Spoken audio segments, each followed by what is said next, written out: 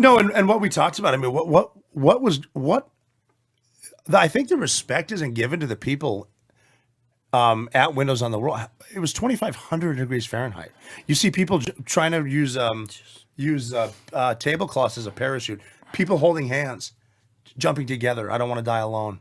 Do they know each other? Do they just meet? They're gonna kill it. Like, what the fuck was going on inside? That's why we went, for sure. And I wanted. There was no way in hell I was gonna live the rest of my life with that regret of not going. I'm gonna go. I'm going. This is how it's gonna end. I have to. I must go. And what's the mood at the base that you're at when it was just serious, all serious. Like just shock or like? Oh no! When 9/11 happened, or when we went for Bin Laden? Yeah, like when you guys went over for Bin Laden, everybody just. Oh no! It was complete. Well, we were professionals, and we'd done it so many times. I mean, the only difference between that mission and a mission in Ramadi or Bakuba, Iraq, was instead of handshakes, we gave each other hugs. And literally just said, have a good fight. This is it. I mean, this is it. And these are your best friends. Yeah, I mean, you my guys best friends, 23 of the best people. Still talk to them till this day? I talk to most of them. Some of them are still going, and it's a freight train that kept moving. But it's like seriously, you take a piss, you smoke a cigarette, you give each other a hug, and here, have a good fight. Have a good fight. Yeah. But the thing of it, when he's climbing the bird, just going back a couple paragraphs, I said to him, I wish I could go with you. And he says, I'm with some really good guys. And what he was telling me is, it's a one-way mission. This is it. We're gonna die. It's over. And then if you the thing too is because you went to Walmart. Oh no, he did. I was. So I'm sitting happy shopping, Dad. Yeah. Seriously, so he's in Walmart, can't move. I'm flying to Bin Laden's house in Abbottabad, Pakistan. He's in aisle 6 of the no, frozen section. I'm in my Ford.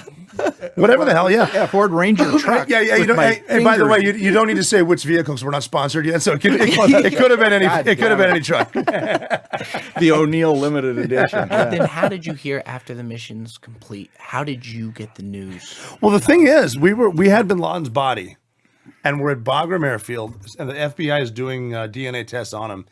We have a TV set up. President Obama came out walking in the black suit, red tie, the red carpet, and he said, tonight I can report to the American people and to the world, the United States has conducted a mission that killed Osama bin Laden, the leader of Al-Qaeda. Yeah. And I'm sitting there eating a breakfast sandwich. I hear the president say Osama bin Laden. I look at Osama bin Laden. I'm like, how the fuck did I get him from Butte, Montana? But then we're thinking, when are you going to say no Americans were killed? Yeah. Yeah. So he never said that. About a minute and 20 seconds into it, he did. Yeah. My neighbors can hear me screaming at the television set because I haven't heard. I want to hear, and I don't want to hear a word. You had to be a mess. Well, I'm waiting for the military guys to come up, which I'm praying to God they don't. The friggin' guy with the priest and the fucking Yeah. So you had to be a mess. Oh, it was horrible.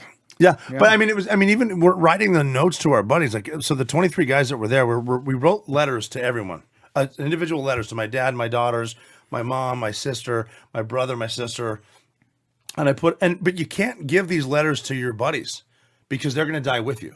So you got to find someone that doesn't know what the fuck you're doing. A manila envelope and I say, hey, look, here's inside of this. Just trust me.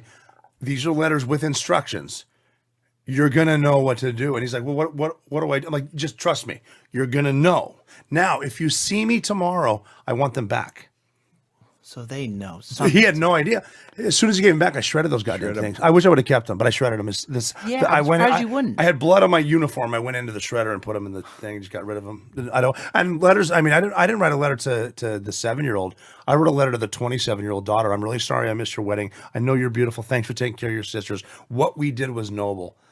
You know, I wish I would have kept them, but at the moment, and it must have been the half bottle of Johnny Walker Blue that I had. Very well deserved. Oh, I think so. The least. Yeah. And for you, Robert, at what point do you realize, like, when does it really hit that I just shot Osama bin Laden? It hit me when, after I shot him, because bin Laden was pushing his wife toward me, and I'm 3 feet away from him. And I'm looking him in the eyes. That's his nose. That's him. He's not surrendering. He's a threat. Okay. I got to kill him. I shot him over his wife, Amal, twice and then once again. And I pulled her toward me because you can sort of tell when there's a threat. And she wasn't a threat, so I pulled her. And as I'm moving her, you can see it on the internet. You can see where I killed him at the foot of his bed, the blood from his head. I can hear him taking his last breath, smoke coming out of his head where I just shot him.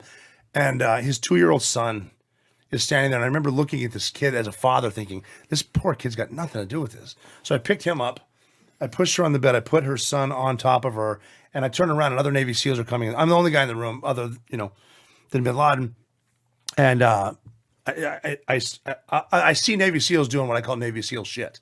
They're clearing the room, and I'm standing there, and one of my guys comes up to me, a Navy SEAL, so obviously very good looking, and he comes up to me and he goes, he looks at me and he goes, "Are you good?"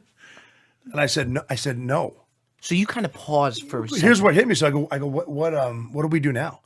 And he said, "Now we find the computers. Like we do this every night, hundreds of times we've done this." Right. And I said, "Yeah, you're right. I'm back. Holy shit." And here's how cool my guys are. He goes, "Yeah, you just killed Osama bin Laden. Your life just changed. Let's get to fucking work." I'm like, that's it. That's it.